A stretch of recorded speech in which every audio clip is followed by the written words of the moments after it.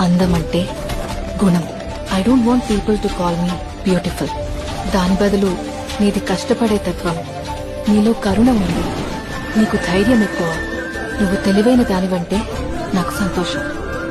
Address us by our qualities.